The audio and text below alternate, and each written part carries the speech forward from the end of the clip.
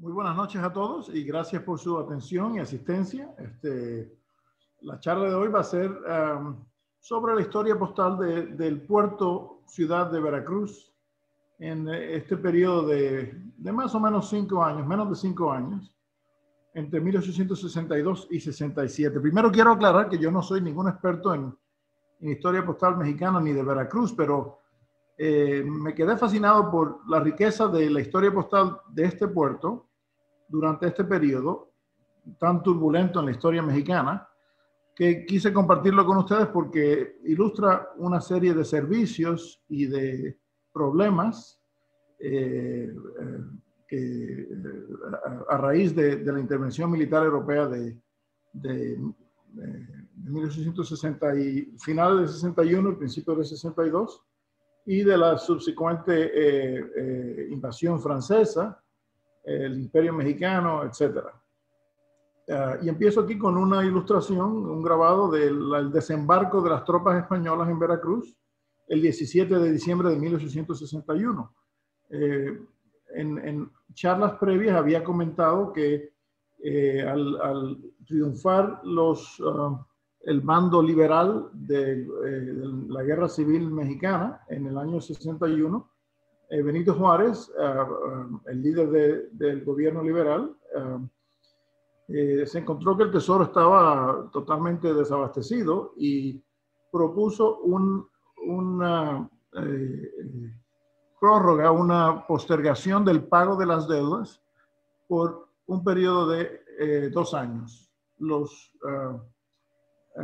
prestamistas en aquella época eran los gobiernos, bueno, los ciudadanos principalmente particulares de España, Inglaterra y Francia, principalmente Inglaterra.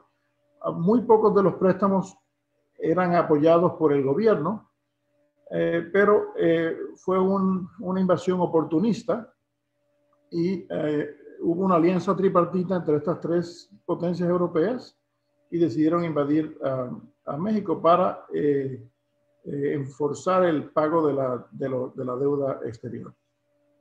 Y esa es la raíz del conflicto. Aquí tengo un mapa contemporáneo donde se ilustra el importantísimo y el primer puerto de lo que hoy en día es México, Veracruz, cerca del sur del Golfo de México, y ilustra las ciudades más importantes. Hablando de Medellín anteriormente, aquí está el río Medellín, aquí lo ven, el río Medellín, y aquí está el río Medellín, y un asentamiento aquí, una población pequeña, Medellín, donde acamparon por primera vez la gran mayoría de las tropas francesas. Hacia el oeste están las ciudades de Orizaba y Córdoba. Puebla está un poco más al oeste, de camino a la Ciudad de México. Y el puerto de Veracruz es un puerto bastante malo, no tiene protección no tenía mucha protección para los buques antiguos. Afortunadamente estaba el castillo de San Juan de Ulúa, una pequeña isla donde se protegían muchos de los buques, y había otros asentamientos, otros puertos adyacentes, Antón Lizardo, por ejemplo, Alvarado. Muchos de los buques de las potencias europeas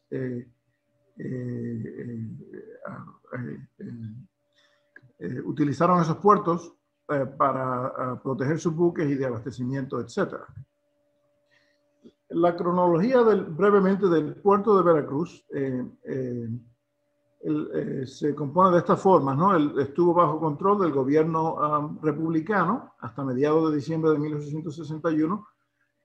Las tropas españolas desembarcaron el 17 de diciembre del 61 y se fueron de la ciudad el 27, la mayoría de las tropas, la gran mayoría ya se habían ido hacia finales de abril, aunque el general de las tropas españolas, el conde de Reus, Juan Prim, no se fue hasta principios de mayo. Al salir los españoles, la ciudad, el puerto, se quedó en manos del ejército francés. Desde finales de abril del 62 hasta mediados oficialmente del 64, aunque esto fue algo fluido, no fue algo fijo, ¿no? Las tropas francesas estuvieron presentes hasta principios del 67, ¿no? Ocuparon gran parte del país pero no todo el país. La parte más al norte estuvo siempre en manos republicanas, donde estuvo refugiado Benito Juárez, y algunas partes en el centro y en el sur, particularmente la provincia de Yucatán, nunca estuvieron controladas por los franceses. Oficialmente, el siguiente gobierno, el gobierno imperial, el Imperio Mexicano, apoyado por los conservadores, la fecha que usamos es más o menos desde abril de 64 hasta junio de 67, cuando el ejército republicano vuelve a tomar casi todo el país. Desde principios del 66, cuando se empezaron a retirar las tropas francesas, avanzaron nuevamente los liberales del gobierno republicano. Y finalmente, oficialmente, desde mediados de junio del 67, volvió a pasar a manos del gobierno republicano y los liberales. Comenzando por la República Mexicana, mientras Veracruz estaba bajo control del gobierno republicano, aquí les ilustro las tarifas a partir de finales de 1856. Se basaban tanto como en el peso de la correspondencia como en la distancia a viajar. La primera categoría de distancia era de 1 a 16 leguas. Una legua es más o menos 3 millas. Y más allá de eso, se le cobraba un real adicional de recargo en comparación con las tarifas de menos de 16 leguas. Antes de eso, el recargo era mucho mayor, era el 50% de la tarifa, de una distancia de menos, de que no excedía las 16 leguas. Aquí les muestro un par de ejemplares de correspondencia, salida de Veracruz en diciembre de 1861, aún un par de semanas antes del desembarco de las tropas españolas. El de arriba fue franqueado con sellos, timbres postales, una carta sencilla de 2 reales de Veracruz a Jalapa, enviada el 7 de diciembre. La carta de abajo fue franqueada sin sello, y esto lo pongo para ilustrar que, a pesar de que los sellos de correo estaban disponibles, hubo mucha escasez en muchos lugares y frecuentemente se utilizó un matasello o un cuño que indicaba franqueado o franco para indicar el pago previo, y esto se conoce en México como el sello negro, y se utilizó con bastante abundancia antes de la llegada de los europeos, durante los europeos en México, debido a la escasez de sellos, e inclusive después de la salida de las tropas europeas del territorio mexicano. Otra cosa que sucedía es que el correo al exterior casi en su totalidad pasaba por el puerto de Veracruz. Ya he hablado de este tema anteriormente, no los voy a aburrir demasiado. Aquí les muestro 2 ejemplares. Uno salido de la Ciudad de México a la izquierda, en agosto del 61, de Madrid a Veracruz, franqueado con sellos mexicanos hasta Veracruz, y de Veracruz tenía que ser pagado de antemano por el cruce transatlántico hasta Inglaterra. De ahí iba a España, donde como al no haber un acuerdo postal, se tasaba la correspondencia como del exterior, del extranjero, sin pago previo. Y esta carta es salida de Veracruz, aunque hubo varias excepciones en la cual la correspondencia se franqueaba con sellos. En la gran mayoría de los casos se pagaba en efectivo y no muestra sellos postales, como esta aquí lo indica en la parte de atrás, un matasello que indica franqueado Veracruz, diciembre 2.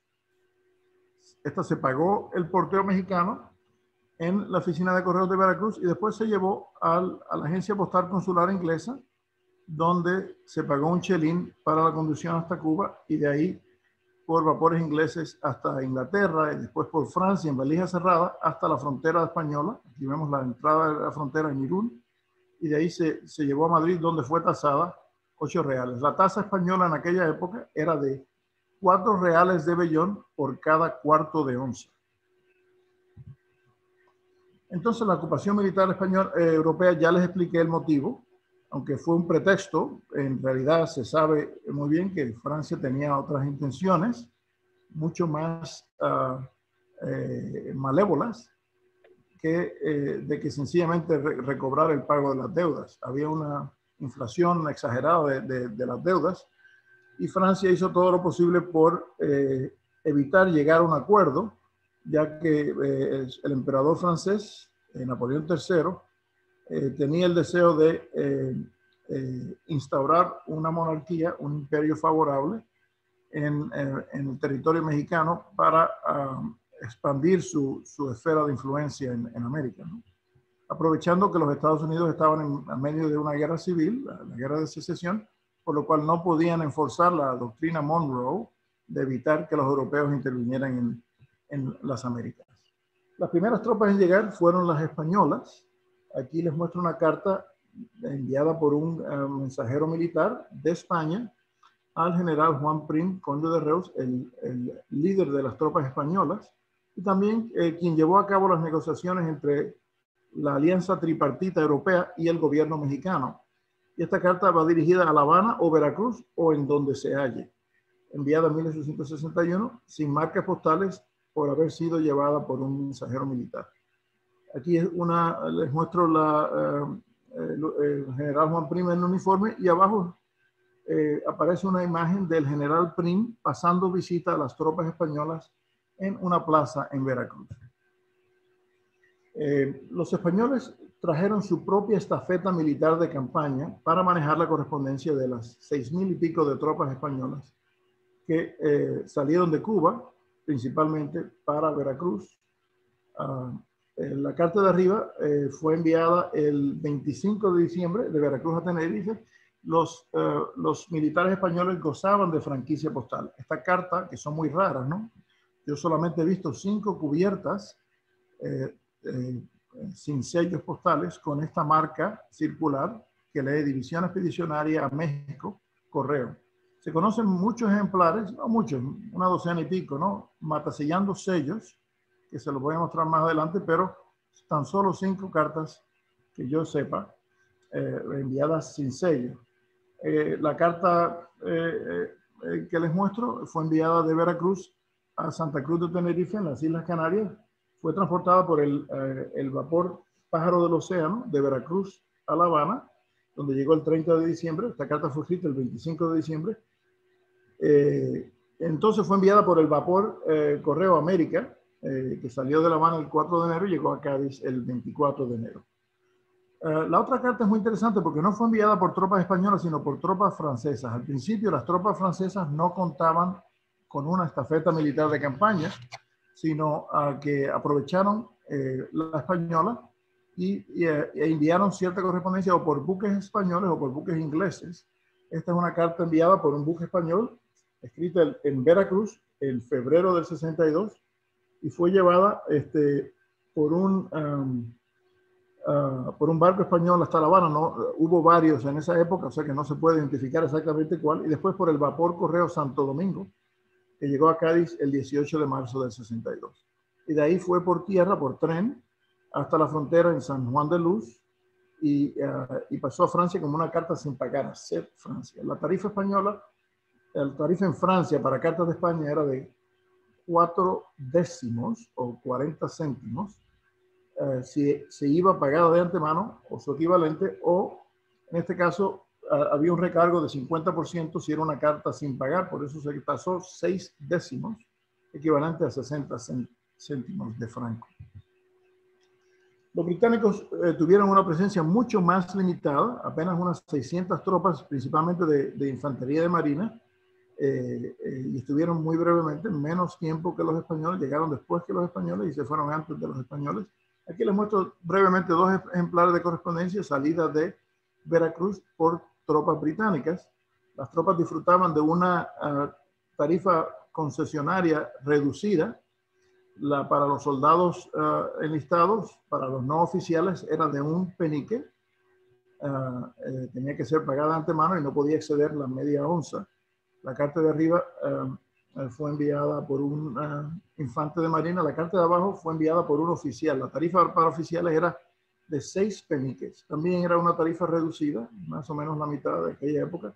Y ambas cartas fueron en el mismo viaje, transportadas por el vapor Thames o Támesis, de Veracruz a La Habana, a San Tomás, y de ahí por el vapor La Plata, un vapor mucho más grande, transatlántico, que la llevó directamente hasta Southampton, Inglaterra, y de ahí a su destino final. Como les dije, inicialmente las tropas francesas no contaban con una estafeta militar, sino que utilizaban otros servicios postales. Y aquí les ilustro una correspondencia interesantísima, muy temprana, de tropas francesas enviadas de Veracruz a Toulon, a Francia.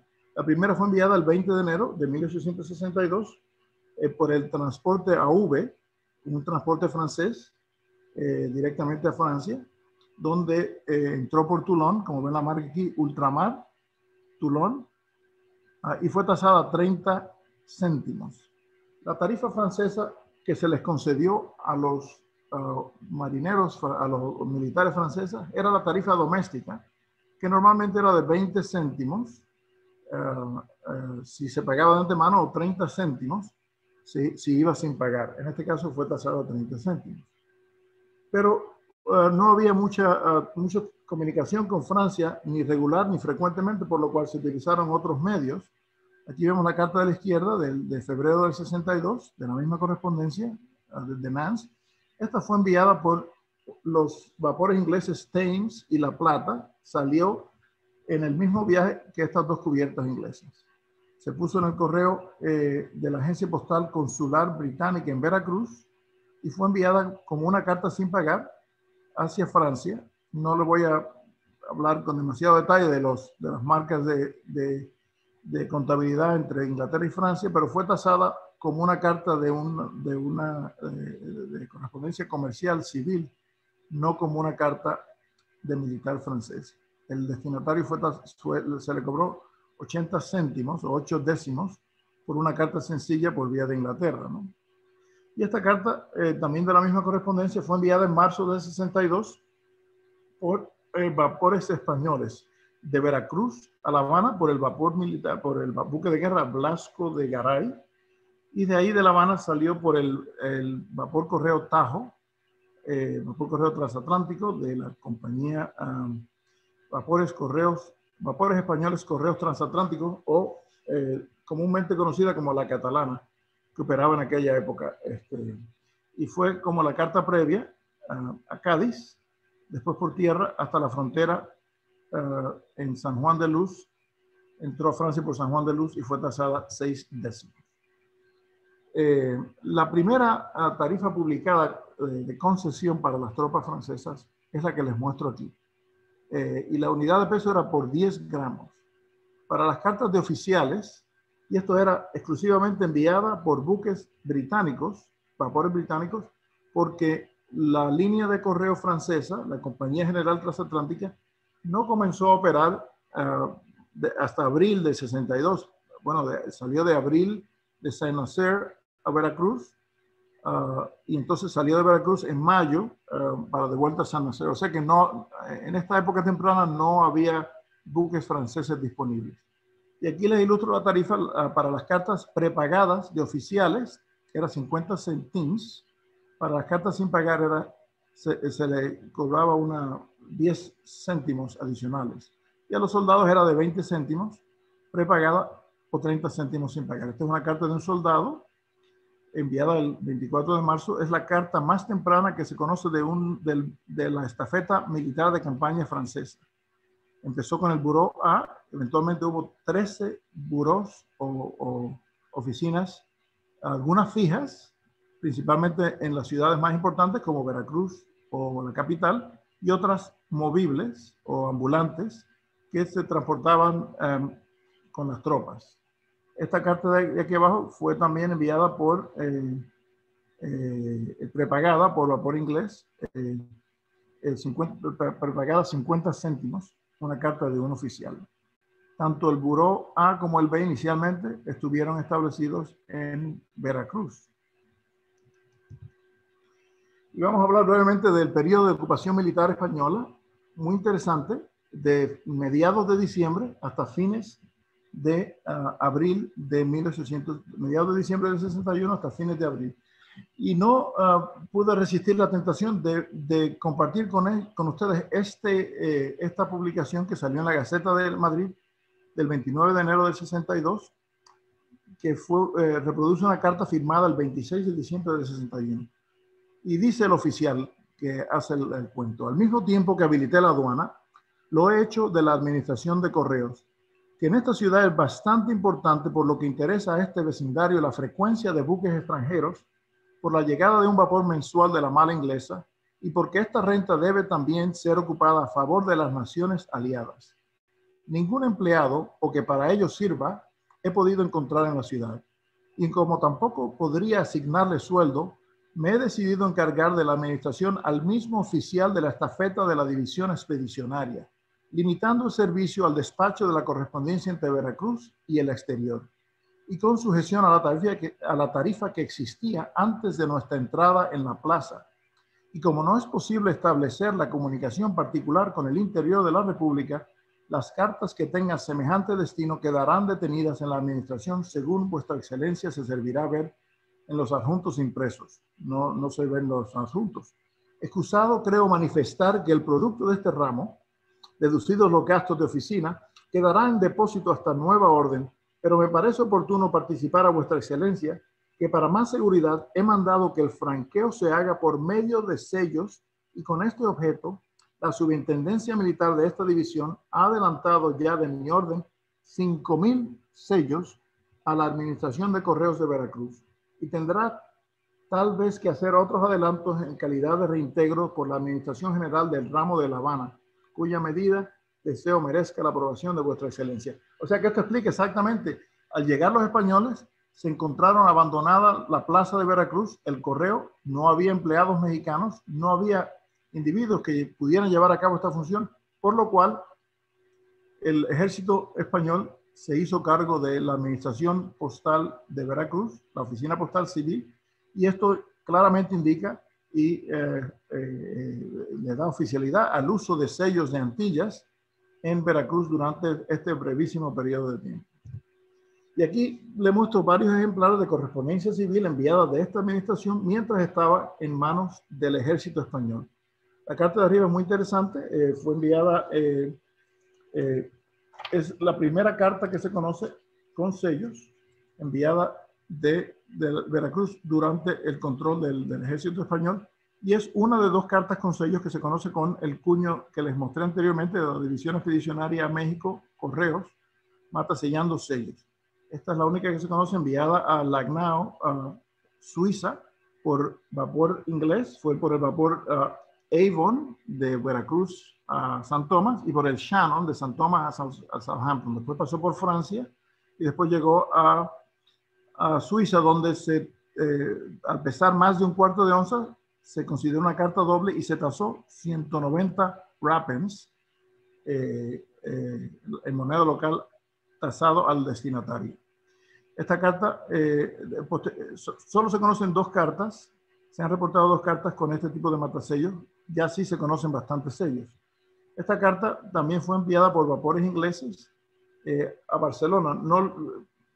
La explicación de esta ruta y estas tarifas se debe al convenio entre Inglaterra y España de 1858, pero no voy a entrar en demasiado detalle. Esta carta fue enviada a bordo del vapor Trent hasta San Tomás y el vapor La Plata hasta Southampton, prepagada con dos sellos de £1 de Antillas. Así que fue de México a La Habana, donde tiene una marca de tránsito, a San Tomás, de San Tomás a Southampton, Londres, a Francia, en valija cerrada, hasta la frontera de España, del norte de España, pero noreste de España, en la Junquera, donde se le puso la marca Franco, se aceptaron los sellos españoles y se le entregó al destinatario. Es una carta fascinante, muy rara, ilustra la parte de la riqueza postal de este periodo. Correspondencia civil desde Veracruz o a Veracruz. Aquí les muestro un par de ejemplares. La carta de arriba fue enviada el 10 de marzo de Orizaba a Veracruz. Debo aclarar que la correspondencia de Veracruz en manos españolas al resto de México, en cuanto se estableció contacto, se permitió circular sin problemas. Sin embargo, la correspondencia del resto del México republicano a las áreas ocupadas por las tropas europeas fue estrictamente prohibida. el general al mando del Ejército de Oriente, José López de Uraga, quien envió una notificación terminantemente prohibiendo el contacto con las tropas españolas, pero después se preocupó por la necesidad de abastecer a la plaza a los civiles en la plaza de Veracruz de comida, etcétera, por lo que permitió el contacto en ambas direcciones. Uraga facilitó varias de las conferencias entre los representantes del gobierno republicano y las tropas, la unión tripartita, la alianza tripartita, que se llevó a cabo en el interior de México, en Orizaba. Y esta es una carta interesante en el sentido contrario, prepagada. Ahora no veo bien, 2 reales hasta Veracruz. Y este es uno de los 2 usos que se conoce de este cuño negativo Veracruz, Correos, como marca de recepción durante el periodo de ocupación europea. Este cuño ha sido motivo de controversia porque no se conoce usado en Veracruz antes de la ocupación europea. Sin embargo, hay al menos un par de docenas de este tipo de cuño usado en otras partes de México antes, durante y después de la invasión europea, por lo que a mí no me cabe ninguna duda de que esta es una marca mexicana que, por ser tan poco legible y tan fea, posiblemente no se usó con mucha frecuencia en el Correo de Veracruz, pero que seguramente los españoles se la encontraron y decidieron utilizarla, ya que el cuño previo, este cuño que les mostré aquí, solamente se conoce usado hasta principios de enero del año 1862. ¿Por qué? Porque a partir de entonces la gran mayoría de las tropas españolas se trasladaron fuera de la ciudad de Veracruz, que era muy insalubre y había mucho miedo de epidemias entre las tropas, ¿no? Se mudaron, se trasladaron y acamparon en Orizaba y en Córdoba, y pensamos que la estafeta postal militar se fue con ese cuño a esos lugares, por lo que hubo la necesidad en Veracruz de utilizar otras marcas, ¿no? Y se utilizó esta y otra con una parrilla circular que les voy a mostrar a continuación.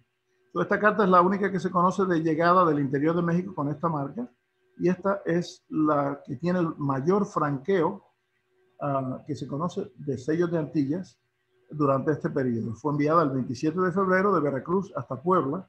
En Puebla, como pueden ver, el porteo no fue aceptado y fue tasada 12 reales. Recuerden lo que mencionó la carta que les he leído, que el porteo que cobraban los españoles era el mismo porteo que existía en México antes de la llegada de los europeos. En este caso, fue exactamente 8 reales, correspondiente a una carta de entre 1 y 3/4 de onza hasta 2 onzas. ¿Por qué fue tasada 12 en vez de 8 reales? Bueno, hasta diciembre del 56, la tarifa para cartas de más de 16 leguas, y en este caso Puebla y Veracruz estaban a más de 16 leguas de distancia, estaba sujeta a un recargo del 50% de la tarifa, por lo que yo pienso que en este caso se le aplicó como medida punitiva ese recargo. En vez de 8 reales, 12 reales. ¿Por qué pienso eso? Porque la única otra carta que se conoce dirigida de Veracruz a Puebla, perdón, al interior, en el otro caso fue a la Ciudad de México, pagada 2 reales con sellos de Antillas, fue tasada 3 reales. O sea que ambas cartas muestran un 50% de recargo. Yo pienso que pudo haber sido ese tipo de interpretación. Aunque si alguien tiene otra explicación, me encantaría escucharla. Aquí les muestro un par de ejemplares de correspondencia civil de Veracruz con la otra marca mexicana que se utilizó por los españoles en Veracruz. Esta parrilla circular, en este caso tiene 7 por 7 cuadrados en el centro. Se utilizaron parrillas similares en otro lado. Por ejemplo, en la Ciudad de México hubo una muy similar, pero tenía 6 por 6 cuadrados, ¿no? Los cuadrados son un poco más pequeños y se conoce usada durante la ocupación española y después de la ocupación española. Aquí vemos una carta enviada la de arriba, el 6 de marzo del 62, de Veracruz a Barcelona por buques españoles. Fue enviada por el vapor Blasco de Garay hasta La Habana y por el vapor Correo Tajo, que salió de La Habana el 15 de marzo de 1862, dirigido a Cádiz. La de abajo no tiene fecha, parece ser una carta local enviada dentro de Veracruz con el franqueo de £1. La correspondencia de Somoano es muy abundante, principalmente data del año 1862. Cabe mencionar algo muy interesante, aunque inicialmente los mexicanos republicanos prohibieron la correspondencia entre la parte de la República y las áreas bajo el control de las tropas europeas, sin embargo, permitieron la correspondencia de tránsito por Veracruz al extranjero y del extranjero. Este tipo de correspondencia se trataba de la misma forma antes de la llegada de los europeos, durante la llegada de los europeos, durante el Imperio Mexicano y después del Imperio Mexicano. Y aquí les muestro dos ejemplares de cartas circuladas, una del interior de la Ciudad de México a Madrid por vía de Veracruz, en medio de la ocupación española de la plaza de Veracruz. La de abajo también fue enviada en febrero de Santander por vía de Inglaterra a México por vía de Veracruz. Los españoles no tuvieron ningún problema con la entrada y salida de individuos de la ciudad de Veracruz. Se menciona en múltiples ocasiones. Sin embargo, los mexicanos sí restringían, al menos inicialmente, la comunicación. Cuando se liberó eso un poco por el general López Uraga, evidentemente irritó a Benito Juárez a tal modo que lo destituyó y en su lugar nombró al general distinguido Zaragoza para dirigir el ejército de Oriente. De hecho, un par de años después, general López Uraga cambió bandos y se unió al ejército imperial del gobierno de Maximiliano. Aquí les muestro un par de ejemplares de correspondencia civil de llegada a Veracruz durante el periodo de la ocupación española. La carta de arriba es una carta transportada por un buque mercante francés salida del puerto de Havre por una carta triple pagando la tarifa de 30 céntimos, una tarifa bastante barata, 30 céntimos por cada media onza de carta sencilla. La de abajo fue enviada por el transporte militar español Álava, que salió el 7 de abril de La Habana dirigida a Veracruz. Una carta de peso doble, como lo indica aquí, el crayón manuscrito. Esta carta es de peso triple, como lo pueden ver aquí, franqueada £2 de plata fuerte en La Habana. En ninguno de estos ejemplares se muestra la tasa de llegada a Veracruz, lo que no significa que no se haya cobrado, pero el marcar la correspondencia de llegada con tasas fue algo inconsistente. No dudo que se hayan cobrado las tasas, pero no siempre se marcaban las cartas. Hay cartas al interior, como vieron en la figura previa, que tienen sí la tasa del correo interior. Estas no la tienen, pero hay muchísimas cartas dirigidas a Veracruz que sí muestran la tasa de llegada. Al salir los españoles, Veracruz se quedó en manos del ejército francés. Después de la derrota en la batalla de Puebla, el 5 de mayo del 62, Napoleón III de Francia estuvo tan molesto que en un momento de ira decidió escalar la invasión a México de manera de gran manera. Así que al principio de noviembre, en noviembre del 61 se mandaron 2.400 tropas francesas, llegaron a fines de diciembre. Entre agosto y noviembre se enviaron otras 28.000 tropas más. Por diversos problemas en Europa y el temor de un conflicto con Prusia y los alemanes, Napoleón III empezó a retirar las tropas francesas del territorio español, comenzando a principios de 1866. Ya para marzo del 67 casi todas se habían ido, quedaban apenas 10.000 tropas, menos de 10.000, y ya para julio del 67 no quedaba ninguna tropa oficialmente. La carta de arriba muestra un ejemplar de una correspondencia relativamente temprana durante este periodo de escalación de tropas enviada a un tripulante de la embarcación Bertolet en Veracruz, pagando la tarifa sencilla para las tropas de 20 céntimos, transportada por un buque francés. En este caso fue el buque de la Compañía General Transatlántica llamado Florida. Y esta es una carta interior dirigida del Buró dentro de México a Veracruz, a un militar francés en Veracruz. La tarifa interna, se la voy a mostrar en un momento, era de 20 céntimos por media onza entre militares franceses en México. Y aquí les muestro las estafetas militares de campaña francesas que estuvieron activas en Veracruz. Estos tres burós u oficinas.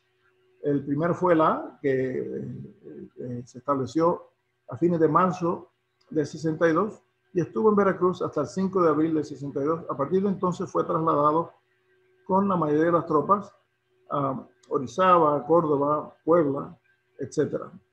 El Buró B estuvo activo a la misma vez, comenzando a la misma vez que el Buró A, del 31 de marzo del 62 hasta febrero del 65, cuando fue descontinuado. El Buró C estuvo todo el tiempo en Veracruz, desde principios de junio del 62 hasta principios de marzo del 67, cuando fue descontinuado.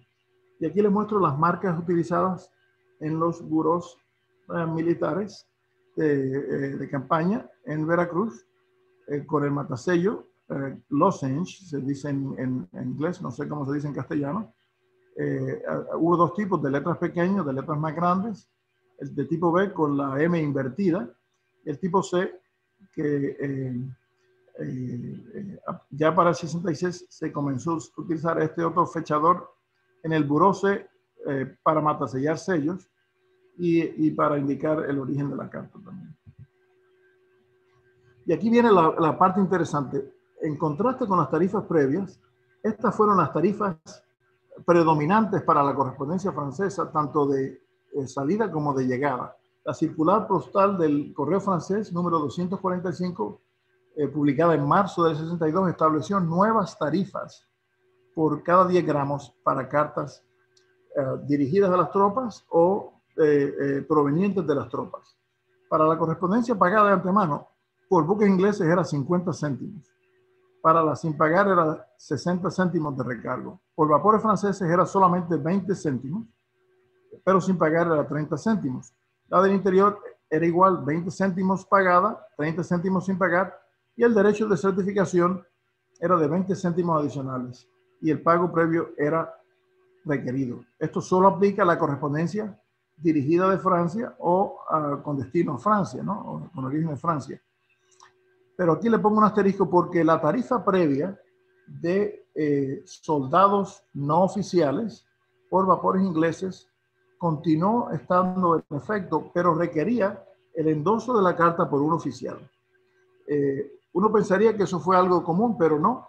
Solamente conocemos, en el estudio que estamos haciendo Steve Walski y yo, 5 cartas en las cuales se aplicó dicha tarifa reducida de 20 céntimos con el endorso del oficial en la parte de atrás. Y estamos hablando de un censo de casi 900 cartas que tenemos de este tipo de correspondencia. O sea que fue un porcentaje ínfimo. Evidentemente no, por algún motivo no se hizo como algo común, ¿no?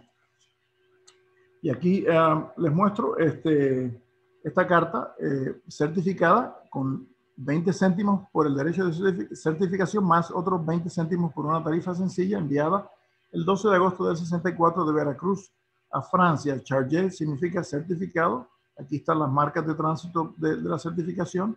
Y esta carta fue enviada por el vapor francés Floride por vía de Saint-Nazaire de Veracruz hasta Francia. Aquí le ilustro la tarifa que les he mencionado anteriormente, la tarifa por buques ingleses, independientemente si provenía de oficiales o de soldados rasos o de cualquier tipo de nivel. Una carta prepagada era 50 céntimos La carta esta de arriba fue enviada por el Clyde de Veracruz a San Tomás y por el Tasmanian de San Tomás a Southampton. La carta de abajo, enviada de Veracruz a Maligny por el Buró C, que operó exclusivamente en Veracruz, fue enviada en agosto del 65 a bordo del vapor inglés Eider hasta San Tomás y del vapor inglés Shannon hasta Southampton. Y aquí vemos la distinción de la tarifa francesa por buques franceses, que comenzó en mayo del 62, cuando la línea de la Compañía General Transatlántica hizo su primer viaje desde Veracruz a San Nazaire. Una carta del Buró C, prepagada, 20 céntimos.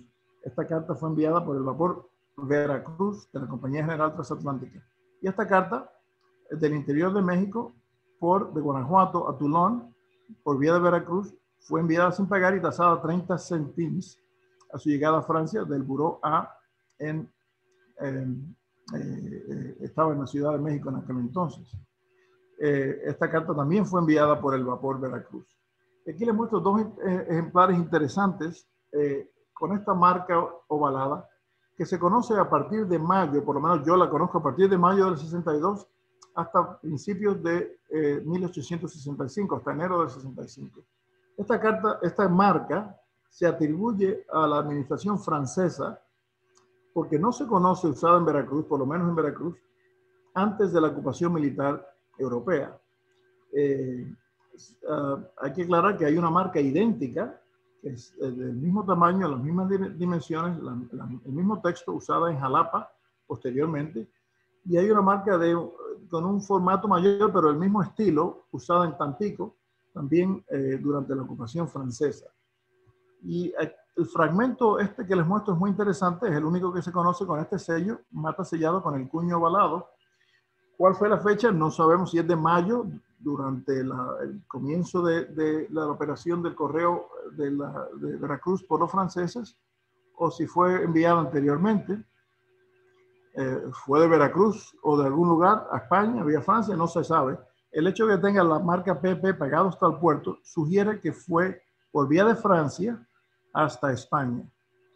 ¿Y fue enviado durante la ocupación española o francesa? No lo sabemos tampoco. Es posible que la Administración de Correo francesa o en Veracruz haya aceptado este timbre como pago previo.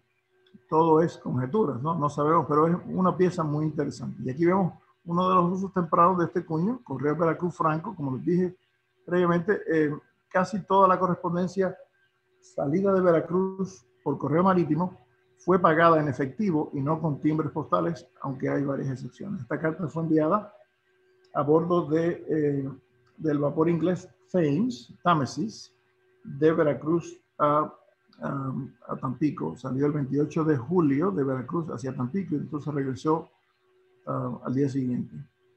Pagada de antemano un chelín por una carta sencilla dentro del país. Durante el periodo de ocupación francesa del puerto de Veracruz, la correspondencia se transportaba principalmente por buques ingleses o franceses. Aquí les muestro dos ejemplares de correspondencia transportada por buques franceses que, como les dije, comenzaron a operar desde Francia a México a partir de abril del 62. La carta de arriba fue enviada en junio del 63 a bordo del vapor Veracruz. Aquí la indicación Veracruz se refiere al vapor, no al puerto de Veracruz. Esta que dice México sí es de la Oficina Postal Consular Francesa de Veracruz. O sea que esta carta fue pagada de antemano en Veracruz. Sospechamos que fue pagada a razón de $1 por cuarto de onza, o sea que pudo haber sido $2. Esta es una carta doble tasada 16 décimos a su llegada a Francia. La tarifa sencilla era de 8 décimos por correspondencia civil. Como lo ven aquí, gustó una carta enviada en enero del 64 por buque francés. Esta fue enviada también por el Veracruz, puesta en el correo consular francés en Veracruz, pagada hasta el puerto, pagada de antemano en la oficina postal civil de Veracruz y prepagada de antemano con un sello de 8 décimos o 80 céntimos, era la misma cosa, ¿no? Como no se aceptaba el pago previo en España, fue tasada como una carta sencilla de 4 reales de vellón en España. Y esta es una marca del buque, Esta es la marca de la oficina postal consular en Veracruz, enviada a Burgos, México. Y estas cartas son muy raras y muy interesantes, ¿no? Como les dije, se permitía la correspondencia de la parte del país bajo control del ejército francés, pero usualmente no en el sentido contrario, y hay bastante evidencia contemporánea que demuestra eso, con un par de excepciones. Estas 2 cartas fueron enviadas de territorio bajo control europeo a áreas bajo el control del gobierno republicano. La de arriba fue enviada de Veracruz a Jalapa el 10 de mayo, todavía Jalapa estaba en manos del gobierno republicano, y aunque fue pagada de antemano en Veracruz, con el Correo Franco Veracruz, el pago no fue aceptado a su llegada a Jalapa y fue tasada 2 reales de plata. Y esta carta sabemos que es del 62, pero no sé el mes exacto. También fue pagada de antemano de Veracruz hasta Puebla, donde fue tasada 10 reales a su llegada. O sea que no se aceptó el pago previo, como sucedió con la correspondencia enviada con sellos españoles de Veracruz al interior del país. Y estas son 2 cubiertas interesantísimas. La de arriba fue enviada el 10 de octubre del 62 con sellos postales de la emisión del 61 usados en Veracruz sin la marca de control de distrito. Estos sellos posiblemente fueron remanentes o lo tendría algún individuo en particular, porque sabemos que no había sellos disponibles en aquella época en el correo de sellos mexicanos, en el correo de Veracruz. Indica aquí que fue enviada por expreso. Eso significa que fue enviada por el extraordinario del paquete inglés o de algún otro paquete, al cual se le permitía el tránsito por áreas bajo control de los 2 bandos, tanto en el sentido este a oeste como en el sentido opuesto, oeste a este. Y esta carta de peso doble, en este caso se aceptó el pago previo por los timbres mexicanos a su llegada a Puebla en octubre del 62. Y esta es una carta muy controversial. Conozco otra idéntica que el dueño me asegura que es del 62. Y fue una carta enviada sin pagar de México. Esta es un fechador Correos Veracruz. Aparentemente el 3 de mayo del 62.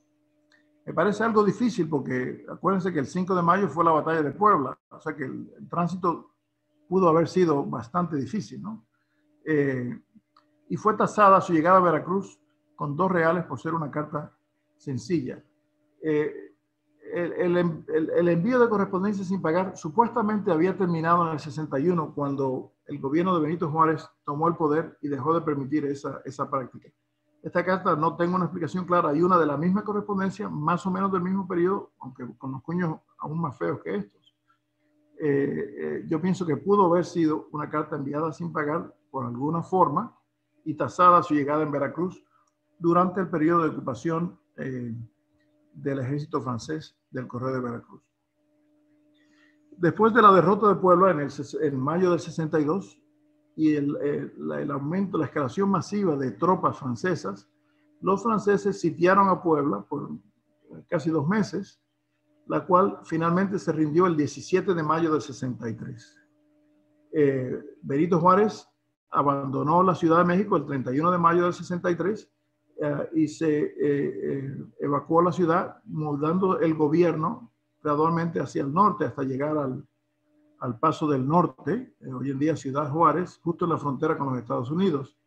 Y aquí vemos una pintura famosa del sitio de Puebla, en un museo francés, y esta de la entrada de las tropas francesas, a la Ciudad de México el 10 de junio del 63.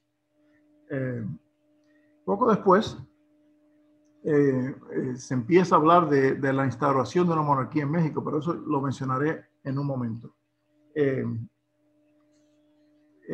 Aquí vemos 2 ejemplares salidos de Veracruz, pagados de antemano en efectivo, ya que no había sellos, a áreas previamente bajo el control del gobierno republicano que habían recién caído en manos de las tropas francesas. Pagadas de antemano, se conocen varias otras, a Matamoros, etc. Esta enviada de arriba el 17 de agosto del 63, de Veracruz a Puebla, se aceptó el pago previo, y esta el 3 de noviembre del 63 de Veracruz a Tampico. Esta correspondencia usualmente iba por vía marítima. No sé en este caso si fue por vía terrestre o por vía marítima. Por vía terrestre debió haber sido dificilísimo. Y aquí vemos un ejemplo de sellos de la misión del 61 sin la marca de control de distrito de Veracruz, usados en Veracruz, posiblemente algún individuo lo tenía en particular, el 17 de septiembre. No, perdón, esto fue sin duda vendido por la Administración de Correo. Aquí tengo una lista de los envíos o despachos, yo le llamo, no el despacho mexicano que es una oficina, sino el envío de los sellos de la misión del 61 de la Ciudad de México a Veracruz. Entre abril y octubre del 61 hubo 13 envíos. El último envío en llegar a Veracruz fue salido desde México el 18 de noviembre del 61. Desde entonces, por casi 2 años, no hubo sellos de la misión del 61 disponible en Veracruz, hasta el siguiente envío del 3 de septiembre del 63.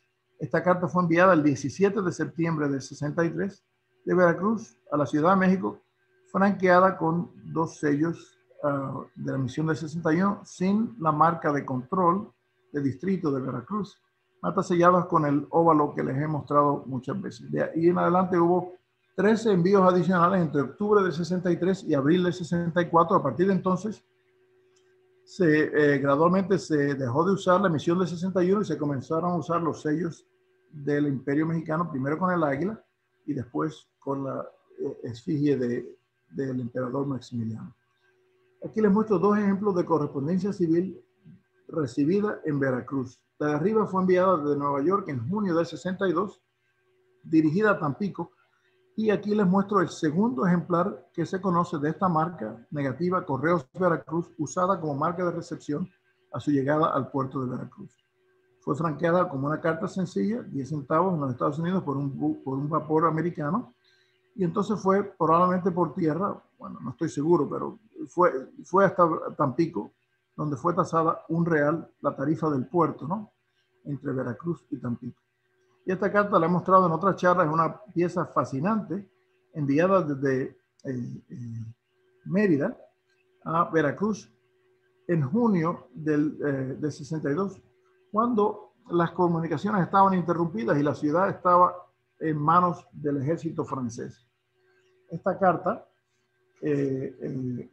fue enviada muy probablemente por un clipper, un tipo de barco de mástiles altísimos, llamado, según los periódicos de la época, Nuestra Señora del Carmen, alias La Veloz. De ahí hasta La Habana, el remitente intentaba mandarla directamente hasta Veracruz. Este sello pagaba la tarifa del puerto, como Jaime me indicó hace unos meses, y fue enviada a manos de un agente caminador, Santos Villaverde, que se especializaba casi exclusivamente en la correspondencia entre la península de Yucatán y Cuba, como intermediario entre correspondencia de Inglaterra, de Estados Unidos y de otros lugares. Y Santos Villaverde, sin duda, pagó el chelín y la envió por el vapor inglés de la Royal Mail Steam Packet Company, Trent, pagada en La Habana, hasta Veracruz, donde fue eventualmente recibida. Una pieza fascinante. Entonces, el Imperio Mexicano, como les dije anteriormente, ya en julio del 63, la asamblea del gobierno civil que implantaron los militares franceses votó a favor de ofrecerle el Imperio Mexicano a Maximiliano. Maximiliano finalmente, después de una delegación enviada a Trieste, donde vivía, en el castillo de Miramar, acepta el trono el 10 de abril de 64 y finalmente llega a Veracruz el 28 de mayo del 64. O sea que el imperio oficialmente, digamos, de más o menos de abril del 64 hasta mediados del 67 fue la corta duración. Y a partir de abril de 64 se comienza a usar este fechador circular que dice franqueado Veracruz, que se usó comúnmente y se usó a veces simultáneamente con el óvalo Correo Franco Veracruz que les mostré anteriormente. Lo he visto usado hasta el 68, posiblemente más allá de eso. Esta carta fue enviada al interior de Veracruz a México el 6 de abril del 64, y esta fue enviada a bordo del vapor Louisiane, una carta sencilla sin pagar por el porte transatlántico. Fue pagada en Veracruz, llevada al correo francés, puesta en el buque francés donde recibió la marca México, Louisiane, y en Burdeos, fue por vía de CNC, en Burdeos fue tasada 8 décimos por una carta sencilla al destinatario. Entonces, eventualmente los sellos de la misión del 61 fueron reemplazados por la misión de las Águilas, que se imprimieron 5 emisiones entre julio del 64 y mediados de 1866. Aquí vemos un fragmento muy interesante con la misión de las Águilas y la misión que la reemplazó. En agosto del 66 se emitieron los sellos de Maximiliano, primero por litografía, que tenían una impresión bastante pobre, y posteriormente en octubre fueron grabados, que tenían una impresión mucho más nítida.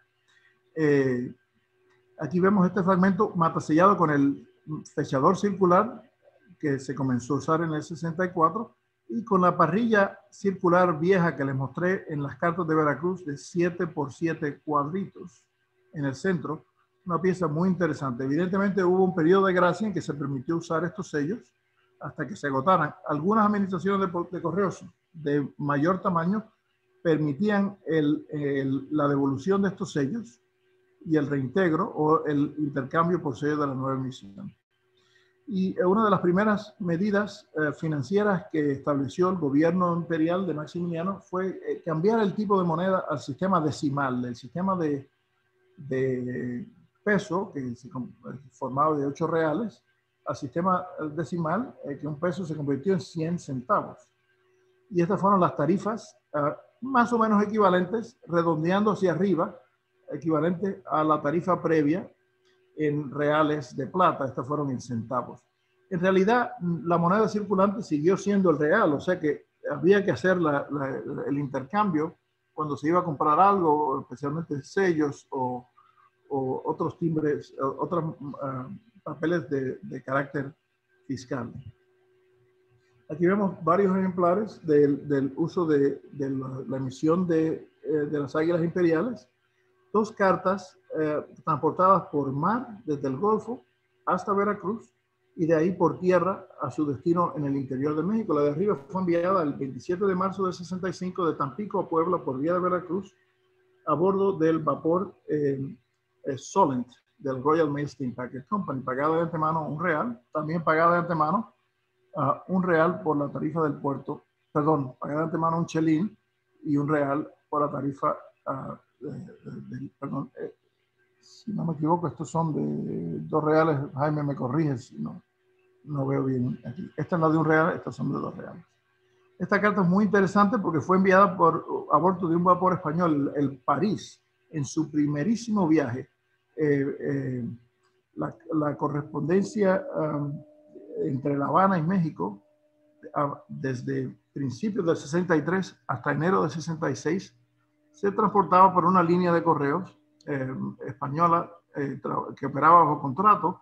Se llamaba Empresa y Correos Españoles de las Antillas y el Seno Mexicano, que siguió operando en el resto de las Antillas, pero solo en el Golfo de México desde el 63 al 66. De ahí en adelante fue sustituida por otra empresa bajo contrato, la línea de Antonio López, y el vapor París hizo el recorrido entre La Habana, Veracruz y otros puertos, hasta Matamoros en muchos casos. Este fue su primer viaje en enero del 66. Esta carta fue de Cizal, en el Golfo, hasta Veracruz, y por ahí, por correo interno, hasta la Ciudad de México. Muy interesante. Como sucedía anteriormente, durante el imperio se continuaron usando los buques ingleses y franceses. La carta de arriba fue enviada de Veracruz a Nueva York por vía de La Habana, a bordo del vapor Solent hasta La Habana, y después por un vapor americano hasta Nueva York, pagada, una carta doble, pagada de antemano pagada de antemano en el correo mexicano imperial en Veracruz, después pagada en el correo inglés y después enviada sin pagar de La Habana a Nueva York, donde el destinatario se le cobró 20 centavos. Y esta carta también fue enviada por correo, por buques, vapores ingleses, el 30 de marzo del 66 de Veracruz a Le Havre. Esta fue enviada por el vapor Conway hasta San Tomás y por el vapor Shannon hasta Southampton. Una carta francesa, sencilla, sin pagar. Se le cobró al destinatario 8 décimos. Por supuesto, el porteo mexicano tuvo que ser pagado de antemano en Veracruz, como le indica este cuño. Y estas son dos cartas enviadas por buques franceses, y aquí demuestra cómo se llevaba a cabo el pago, ¿no? Primero se pagaba en la oficina postal mexicana en Veracruz, como ven el cuño aquí por debajo de los sellos, y en este caso se le puso los sellos sobre el cuño. Esta es una carta de peso cuádruple, dirigida a Santander, pagada de antemano. Los 4 sellos de 80 céntimos pagaban la tarifa hasta Saint-Nazaire, y de ahí iba hasta Francia, digamos. Y de ahí iba a España, donde se consideraba como una carta sin pagar.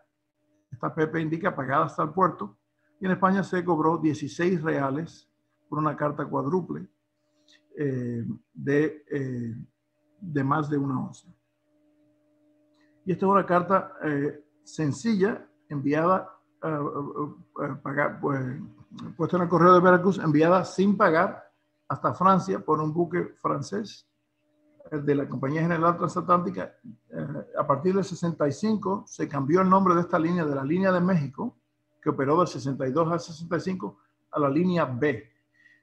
Y también a partir del 1 de enero del 66 se cambió la tarifa para las cartas sin pagar. Las cartas prepagadas seguían siendo tasadas o seguían cobrándose los 80 céntimos por carta sencilla, pero las cartas sin pagar, a partir del 66, se subió la tasa de 8 décimos a 10 décimos o 1 franco, pero también se cambió la escala de peso de 7,5 gramos a 10 gramos. O sea que esta fue una medida para recaudar más fondos de parte del correo francés. Esta carta fue enviada, la primera por el vapor France, de la Compañía General Transatlántica, la segunda por el Emperatriz Eugenia. Y aquí vemos dos cartas muy interesantes en la cual el porteo mexicano se pagó con sellos, que es algo muy raro. En este caso, sellos de 12 céntimos, más o menos, de 13 céntimos, equivalentes a un poco más de un real, 12,5 céntimos. 12,5 reales,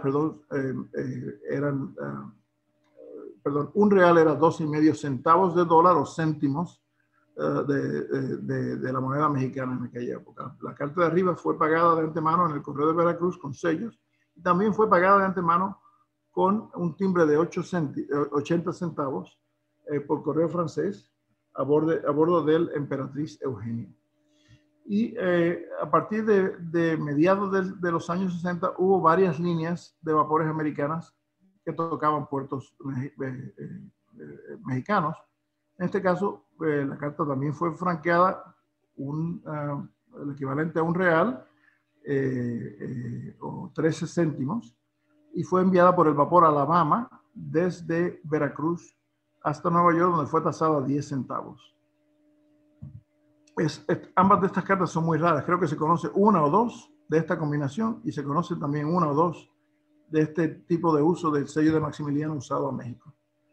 En mediados de 1865 aparentemente hubo un contrato entre el gobierno mexicano y una compañía de vapores americanos que viajaba entre Nueva York, La Habana y Veracruz. Y para el cual se establecieron unas tarifas especiales que aquí las ilustro, ¿no? Como les dije anteriormente, un peso era equivalente a 8 reales de plata, y se convirtió en el año 64 a 100 céntimos. O sea que un real era 12,5 céntimos. Estas son las tarifas postales, y esta es una de las pocas cartas que yo he visto con aplicándose esta tarifa, que era mucho mayor a la que existía anteriormente. Fue por el vapor americano Manhattan, una carta doble que fue tasada 82 centavos. Esto a veces se redondeaba. He visto cartas con 50, la tasa de 57, la tasa de 83 y la tasa de 82. No he visto valores más altos, aunque puede que existan. Y esto se redondeaba porque la moneda, si se ponen a contar en reales de plata, sumaba más fácil 82 céntimos que 83. Y esta carta tiene la particularidad interesante desde el punto de vista histórico, que fue dirigida a Juan Bautista Jecker. Jecker era un suizo nacionalizado francés, un banquero bastante, no sé cómo se dice el término en castellano, usurioso, ¿no? Y fue uno de los contribuyentes a la invasión europea, porque vendió bonos al ejército, compró bonos al gobierno mexicano a unos términos ridículos, ¿no? Bonos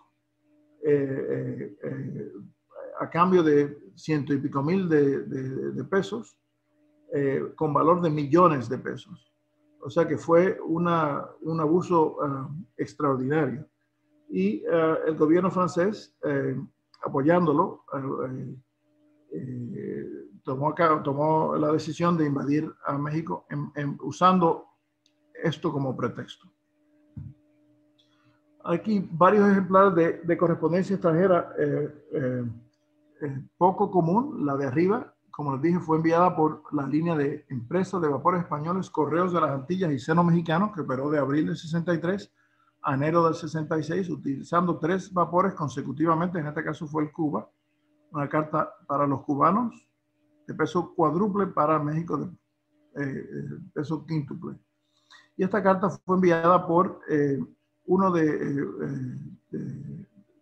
estos vapores, el vapor Barcelona, pagada de antemano en México. El Barcelona fue de Veracruz a La Habana, y de La Habana fue enviada por un buque correo, un vapor correo llamado Ciudad Condal, hasta Cádiz. En Cádiz fue tasada como una carta doble, o sea, de más de un cuarto de onza, 8 reales de plata a su llegada.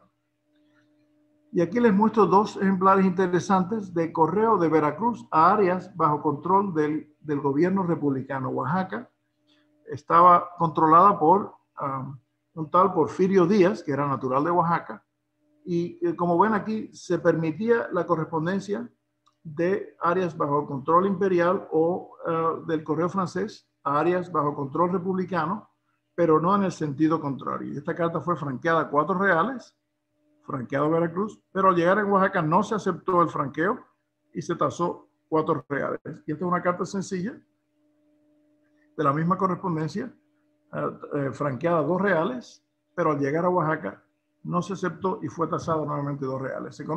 Conozco yo un par de docenas de este tipo de correspondencia, no es común. Y aquí vemos ejemplares rarísimos de correspondencia militar francesa transportada o manejada por el sistema postal imperial de la correspondencia civil. Por algún motivo estas cartas, la intención fue mandarla por la estafeta postal militar francesa, pero evidentemente se pusieron en el correo mexicano, imperial en este caso, y el franqueo francés de antemano no se aceptó. La carta de arriba fue enviada en agosto del 64 de Veracruz a Bastia, Córcega, que era desde finales del siglo XVIII, era territorio francés. Se pagó en efectivo en Veracruz, se le puso la marca Franco, pero al llegar a su destino, que era parte de Francia, se marcó franqueado e insuficientemente prepagada. Sin embargo, y se trató como correspondencia civil, no militar, cuya tasa era 8 décimos. En este caso se le dio crédito a los 20 centavos, 20 centimes, y en vez de 8 se le cobró 6 décimos al destinatario. Esta carta fue transportada por el vapor Florid de la Compañía General Transatlántica. Y esta carta fue por vapores ingleses, también franqueada de antemano, 50 céntimos, pero por algún motivo no fue puesta en la estafeta postal militar y no se aceptó el franqueo, ni se trató como correspondencia militar, sino correspondencia civil. Se puso a bordo, se puso en la agencia postal, perdón, se puso directamente a bordo del vapor inglés. En este caso fue el Solent, que salió el 1 de abril, y hasta en San Tomás se mudó al vapor Seine, pagada de antemano en efectivo en Veracruz, pero en este caso, que he visto varios ejemplares así, no se aceptaron ninguno de los sellos franceses y se tasó como una carta completamente sin pagar 8 décimos a su llegada a París. Y estamos llegando ya casi al final. Son ejemplares de estafeta militar de campaña en Veracruz durante la retirada de tropas francesas, comenzando a principios de 1866. Como les dije, ya para entonces tan solo quedaba el Buró C, que operaba en la ciudad de Veracruz, en el puerto de Veracruz. Y aquí vemos dos ejemplares de correspondencia de tropas manejadas o puestas en el correo del Buró C. La de arriba fue enviada por vapores ingleses. En este caso fue por el Eider de Veracruz a La Habana y por el Shannon, de Veracruz a San Tomás y por el Shannon de San Tomás a Southampton, con la marca rara, que se conocen, me parece que 2 ejemplares, usada como matasello, Cuerpo Expedicionario Veracruz, del Buró C. Y esta también del Buró C, en diciembre del 66, pero por el buque francés Panamá, franqueada de antemano 20 céntimos, con la marca, el matasello del Buró C, Cuerpo Expedicionario de México C, y con la marca del Buró C, fechador circular. Y esta es una carta interesantísima, evidentemente puesta en el correo por un militar francés, pero como la tarifa postal, la concesión postal solo aplicaba a la correspondencia a Francia, esta carta fue tratada como una carta de correspondencia civil, pero sin duda fue de un militar, como pueden ver aquí, si veo mi cursor, una marca muy rara del vapor Louisiane, de la Compañía General Transatlántica Francesa, que dice correspondencia de armadas. Y vamos a analizar rápidamente las marcas. 28 significa 28 gramos, una carta de peso cuádruple. Aquí tiene un 4 indicando cuádruple, pero era cuádruple para los franceses. Sin embargo, en su destino final, Czernowitz, en Austria, era una carta triple, porque el Tratado Postal Franco-Austriaco del 56 establecía las siguientes tarifas. En Austria era 13 Kreuzers por cada 10 gramos, mientras que lo que le correspondía a Francia por el tránsito por su territorio y por el recorrido transatlántico era 35 Kreuzers por cada 7,5 gramos. 28 gramos era 4 escalones de peso para los franceses, pero 3 en Austria, por lo cual fue tasada un florín o un gulden. Florín era el término que se usaba de la moneda en la parte húngara, era el imperio austrohúngaro, y gulden era el término que se usaba para la misma moneda, en la parte austríaca, que era 100 florines, ¿no?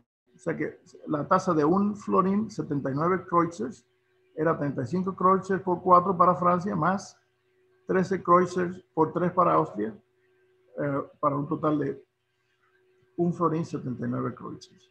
Una pieza muy interesante, obviamente. Y aquí les muestro 2 piezas rarísimas.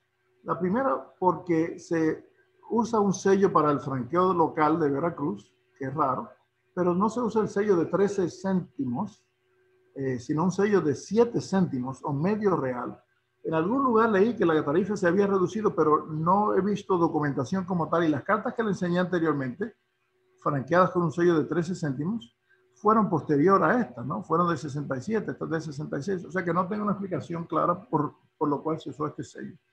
Pero fue transportada por un buque inglés, en este caso por el vapor Eider, hasta San Tomás, y por el vapor Sena, o Seine, hasta Southampton, tratada como una carta sin pagar, como dije, a partir del 66, en vez de 8 décimos, se cobraba 10 décimos por una carta sencilla de hasta 10 gramos. Y esta carta es fascinante, franqueada de antemano con sellos en Veracruz, con un sello de 4 reales y 2 sellos de 80 céntimos. Fue transportada por el vapor Emperatriz Eugenia entre Veracruz y Matamoros. Una pieza excepcional. Acuérdense que la tarifa del puerto, en la mayoría de los casos que hemos confirmado, era de 1 real. Y este caso indica que era una carta de 4 pesos, 4 reales. ¿Y cuál era la tarifa francesa? Muy interesante. La tarifa francesa entre Francia y América, el continente, era de 80 céntimos. Pero la tarifa entre islas, entre 2 posesiones, dentro del Caribe, por ejemplo, lo que se llamaba el Inter Island era 60 centimes.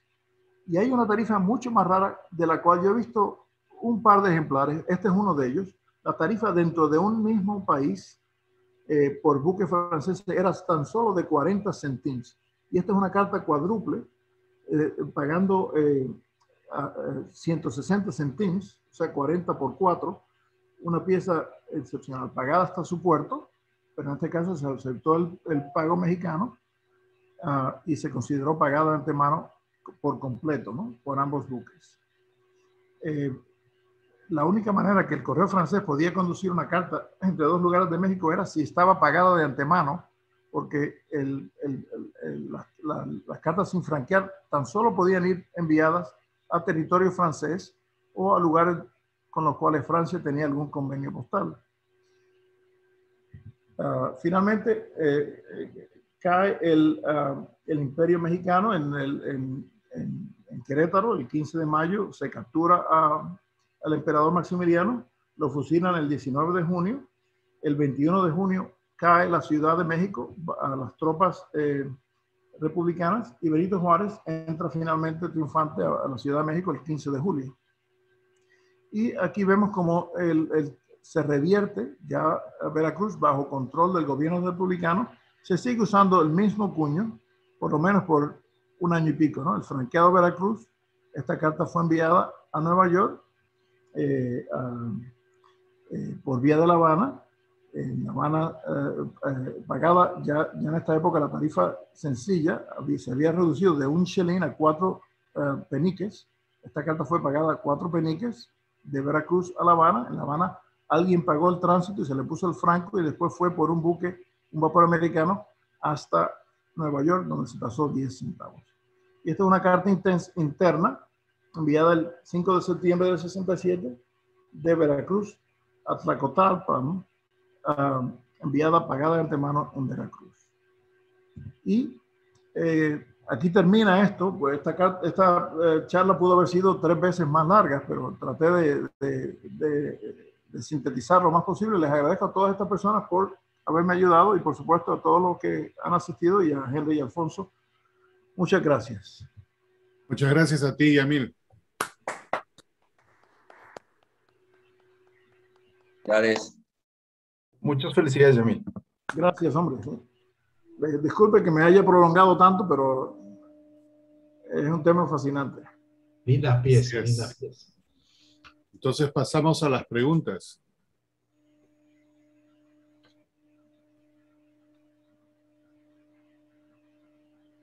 Edgardo, adelante. Carlos, estás en mute. Micrófono. No se te escucha, Edgardo, el micrófono. Disculpe, estaba bien. Antes que nada, felicidades, Yamil, por la calidad de las piezas expuestas y los conocimientos profundos con que las has explicado. Solo tengo una pregunta. En una de los sobres que expusiste, hablaste de que fue encaminado a Francia pagando 4 peniques. La pregunta es, ¿cómo recuperaba el encaminador esos portes cuando ya había sido despachada la carta? Sí, generalmente los agentes encaminadores tenían relaciones comerciales con el remitente o el destinatario o ambos.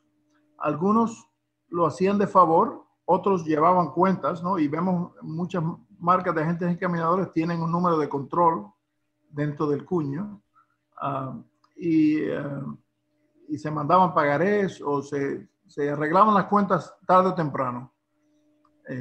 Pero llevaban a cabo un servicio indispensable, ¿no? Sin agentes encaminadores, en aquella época no se hubiese podido llevar a cabo el tipo de comercio que necesitaban, ¿no? O sea que eso es lo que se cree que sucedió, ¿no? En algún momento se le pagaba de una forma u otra. ¿Eran entes privados los encaminadores? Bueno, generalmente, pero también había cónsules que llevaban a cabo esa función, ¿no?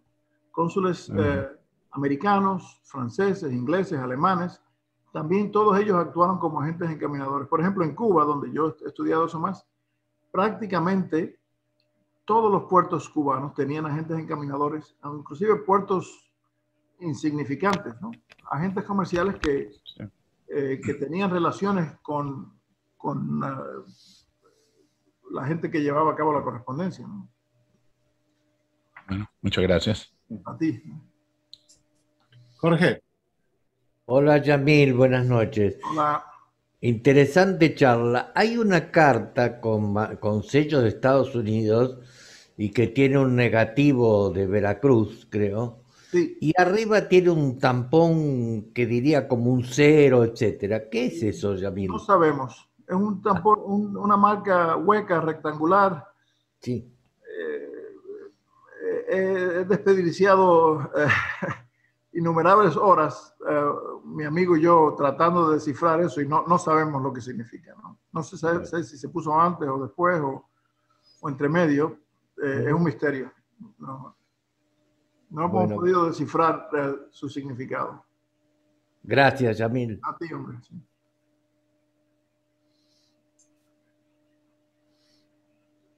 ¿Otras preguntas? Bueno, yo tengo una pregunta para Jaime y a los historiadores postales mexicanos. ¿Qué tú crees de la carta esa de México a Veracruz tasada a $2? Y hay otra casi idéntica, pero feísima, ¿no? Estás hablando de la que tiene el México cuadrado con las esquinas redondas. ¿O estás hablando de la marca negativa? No, de una marca ovalada que dice México Correos con la fecha en el centro. Esa es, mira, yo soy de la creencia que esa marca fue utilizada para llevar algún control especial de correspondencia porque su uso fue muy intermitente. Empezó desde los 1850s, 40s, pero se utilizaba, te la encuentras aquí, te la encuentras allá, te la encuentras más adelante, pero no de una manera constante. Lo que a mí me hace suponer que era una marca especial que se utilizaba para un procedimiento administrativo específico. No te puedo decir más allá de eso, pero se me hace muy extraño que en la oficina principal de la capital de la República, una marca como esas no fuera de uso constante. Entonces no te puedo responder fuera de la suposición de que para mí es una marca de control administrativo, pero habría que profundizar más en ella. Sí, haría sentido eso, ¿no? Yo también la he visto en correo de México a España, ¿no? Por vía de buques ingleses, ¿no? Sí, y anteriormente a esa había una redonda, franco en México, franco o franqueado en México, que se estampaba en azul. Y esa también la encuentras muy poco, 1843, y siempre en azul. Entonces, esa también es tema para ser investigado. Sí. Todo lo que involucre correo foráneo siempre tiene muchos ángulos, tiene muchas esquinas oscuras todavía que da tema para estudiar profundamente por meses, ¿no? Sí, eso es lo fascinante, que hay mucho que aprender. A mí, por ejemplo, esa marca, yo soy de los escépticos de esa marca negativa. A mí esa marca negativa no me gusta. No dudo que las piezas sean genuinas, pero esa marca negativa no me gusta el hecho de que se use tan esporádicamente en Veracruz y que los otros ejemplos de marcas negativas similares que tuvieron que haberse manufacturado en el mismo lugar, porque tienen un diseño similar, varían tanto en naturaleza. Estás hablando de ciudades muy pequeñas y ciudades muy grandes. Por ejemplo, es rarísima en Guanajuato. Existen en Guanajuato, pero es rarísima encontrártela en Guanajuato. ¿qué tenía que hacer? O sea, ¿cómo empatas tú Guanajuato con Veracruz, con Apam, con Tepic, ahorita me viene a la mente, creo que Mazatlán también la tuvo. Entonces, yo soy un poco escéptico no quiero decir que sea falso, pero yo sí creo que fue, en este momento yo me inclinaría por pensar que fue una adulteración de correspondencia posterior, pero no te lo puedo comprobar. Habría que hacer análisis cromatográfico, etcétera, etcétera. Yo estoy completamente seguro que las piezas que mostraste son genuinas y que lo que explicaste es correcto. Yo nada más tengo una sospecha de que los sellos se agregaron después para hacer el sobre más atractivo al comprador. Sí. Sí, bueno, eso. Pero bueno, eso son posiciones mías, ¿no? Claro. Mientras no se compruebe lo contrario, todo lo que tú dices es válido y perfectamente explicable, pero para un coleccionista que no esté tan familiarizado en historia postal, no es tan atractiva esa pieza si no tiene esos sellos. Sí. Sí, bueno, y en sellos sueltos de Cuba, ¿no? De Antillas. Sí. Se conocen 20 y pico, 30 sellos, ¿no? Bloques, parejas, ¿no? Es un trabajo de sentarse y empezar a hacer un censo, nada más que son tantas cosas las que yo estoy ahorita estudiando, que esa no la tengo dentro de mis prioridades, pero yo tengo un amigo en California que lo está haciendo de ver dónde se usaron y en qué periodo específico, para tratar de encontrar una lógica que justifique esos cuños negativos tan hermosos, tan bonitos, pero que su lógica de manufactura no cuadra. Y es un misterio. Yo he hablado con Jim Cordish también de eso, pero bueno, sería interesante un estudio científico, ¿no? Sí, o sea, nos aclararía muchas cosas. Sí. Y está disponible, ¿no? Cualquiera que tenga tiempo y el material puede ir al Smithsonian National Postal Museum y hacer una cita y te hacen el estudio ahí, gratuitamente. Sí. Hay que darse el viaje, ¿no? Otra vez es el caso de que pídele al dueño de esa pieza que lo lleve para analizar si es buena o es mala. Ahorita es el Schrödinger's cat, ¿no? Que sí.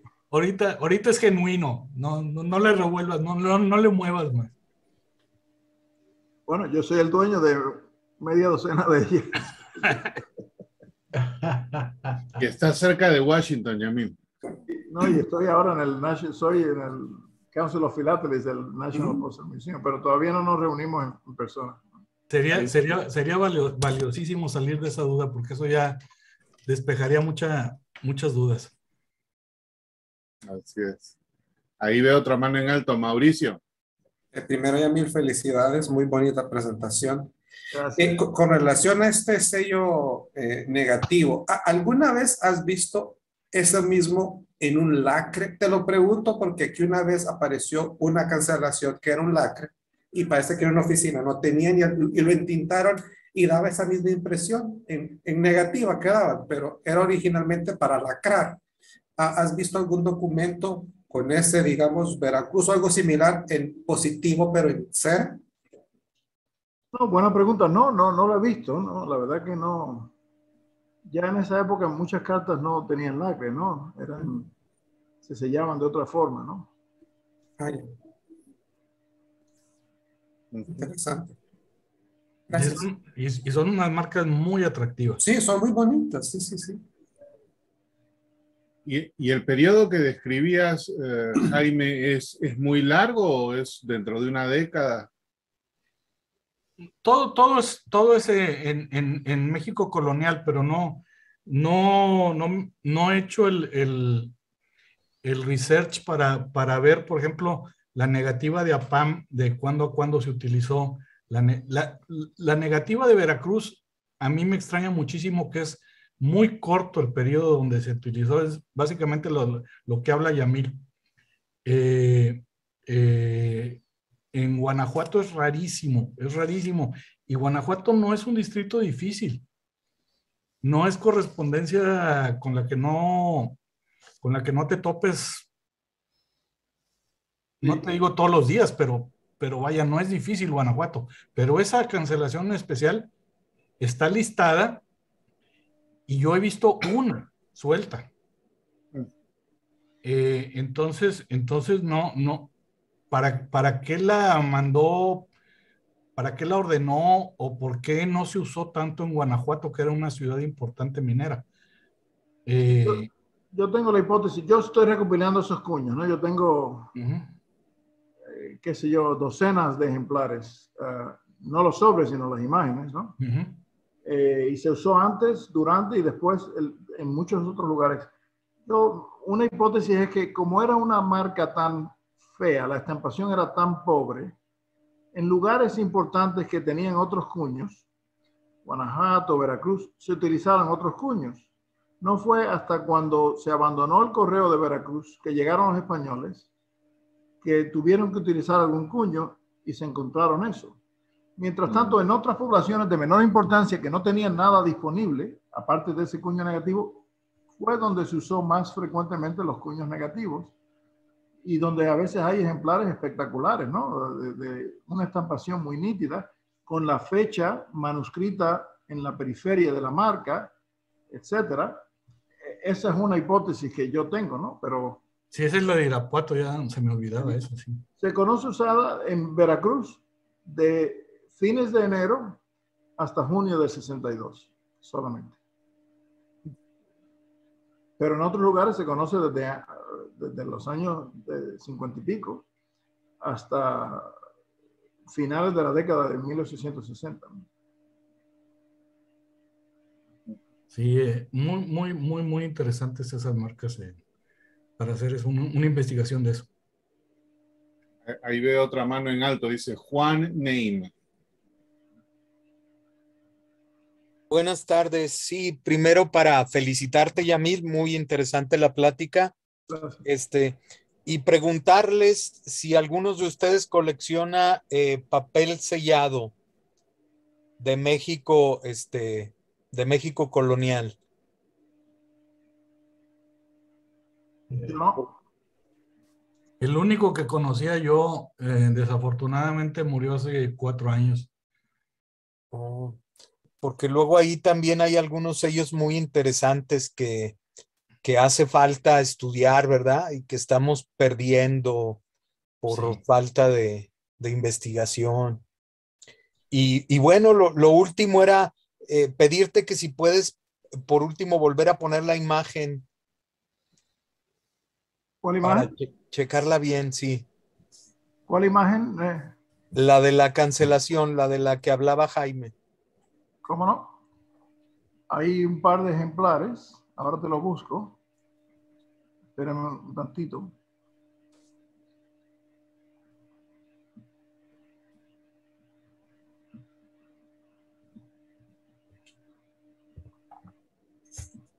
¿Lo pueden ver? Está viniendo. Ahí Sí. está. Sí. Aquí hay uno. En sellos, como te dije, hay como 30 sellos de un real de Antillas Españolas. Esta es la primera carta que se conoce. No la primera carta, una de las que se conocen.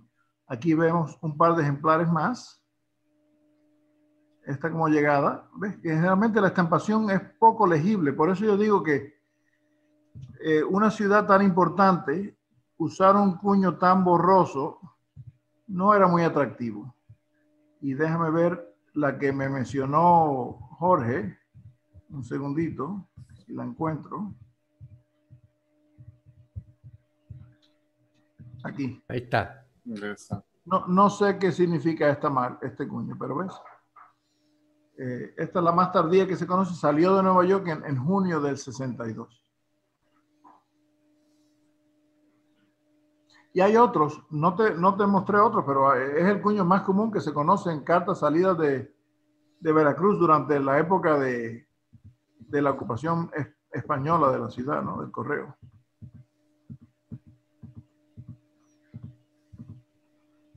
Aquí está nosotros, ¿no? ¿Ves? En este caso apenas se ve, esto puede ser Veracruz o Rusia, ¿no? No se entiende nada, ¿no? ¿Algo más? Hay otra mano en alto por ahí, David Solano. Buenas tardes a todos. Muy interesante la plática sobre la pregunta que hizo Juan Name respecto al papel sellado. El papel sellado, no, hasta donde sé, no se usó como correspondencia. Se usó para trámites legales. Herencias, compra de propiedades, etcétera. Lo que sí es importante señalar, en el papel sellado efectivamente hay muchas cédulas que no están registradas en el catálogo. Yo colecciono papel sellado, haciendo una recopilación buscando otras cédulas y sí las he encontrado, pero falta mucho. En el papel sellado muy seguramente debe haber como 4 o 5 veces más de lo que está registrado en el catálogo. Yo tengo al menos el doble de lo que está registrado en el catálogo que no aparece. Pero no es en referencia a la correspondencia. Hago hincapié en eso. Esa es mi participación. ¿Todo colonial o tienes también de la República o del Imperio? De todos los periodos tengo. Y de todos hay distintos. Hay unos parecidos y tienen una variación que los hace distintos. Son combinaciones inclusive.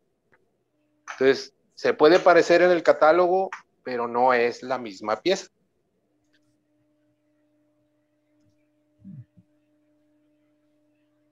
Sí, yo les comentaba que quien colecciona, obviamente que es diferente a los documentos postales, ¿verdad?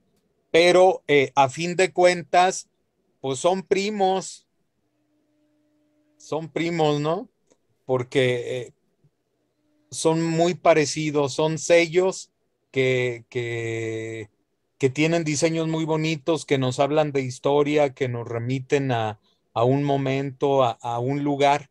Lo que pasa es que particularmente de España hay unos muy, muy bonitos de esa época y que híjole, yo veo que cada vez los estamos perdiendo más, que hace falta más estudio en ese sentido.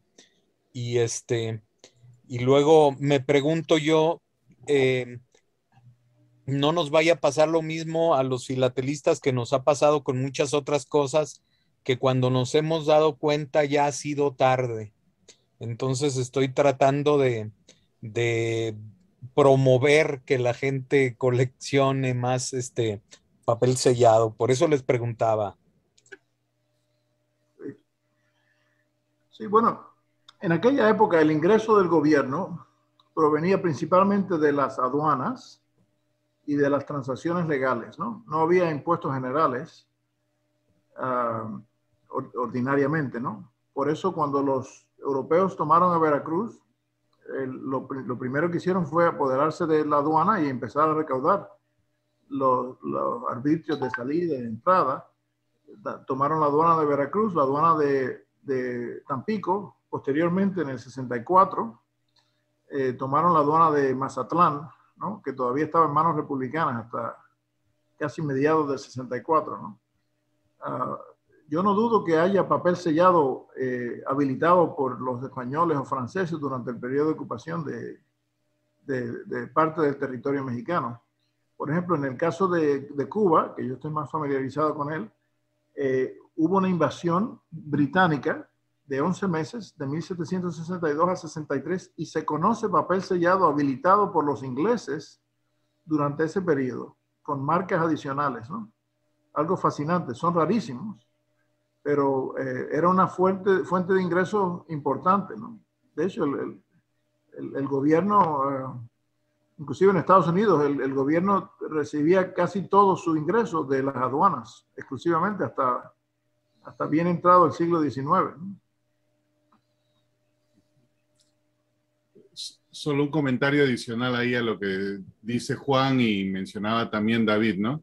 Es cierto de que muchas veces hay una parte que nadie colecciona, muy poca gente colecciona y el conocimiento quizás se pierda, pero para eso existen foros como este, de la oportunidad de por lo menos lo poco que se conozca, tratar de documentarlo, si no por escrito, aunque sea en un video. A futuro queda como referencia si es que alguien más llega, en lugar de que eso se pierda. Así que ese es mi comercial, Juan, por si quieres dar una pequeña presentación sobre lo que sepas del papel sellado, aquí estamos. Perdón, yo colecciono fiscales y también papel sellado de Argentina, de provincias, y mi experiencia es que el tema de papel sellado se conserva muchísimo menos que los timbres fiscales. Y uno esporádicamente y con mucha suerte consigue sobre todo los valores altos de los papeles sellados. Es increíble, yo por ejemplo, qué sé yo, en la colección de Córdoba tengo un sello de 400 pesos y uno solo, y estoy seguro que se hicieron todos los años, y se debe haber hecho de más valores, pero digamos que lo que se ha conservado es menos del 10% de lo que se emitió. Y bueno, lo que uno puede hacer es reconstruir en función de todo lo que consigue, saber qué es lo que se hizo, pero saber que eso no existe en la actualidad, porque se perdió. Claro. Esa es la realidad. Así es.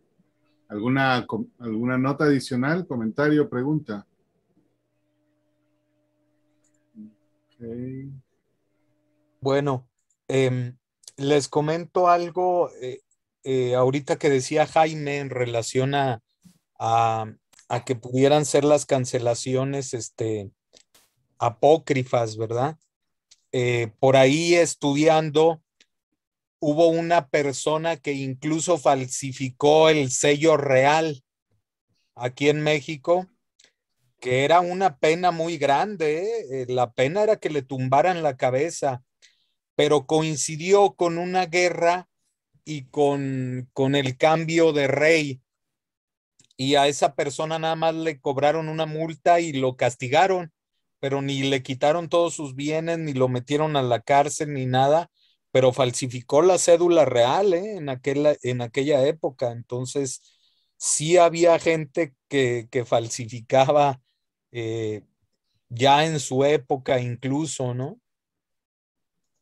Así es. Hombre, por supuesto, ¿no? Inclusive los sellos de Antillas usados en México se conocen falsificaciones postales de la época, ¿no?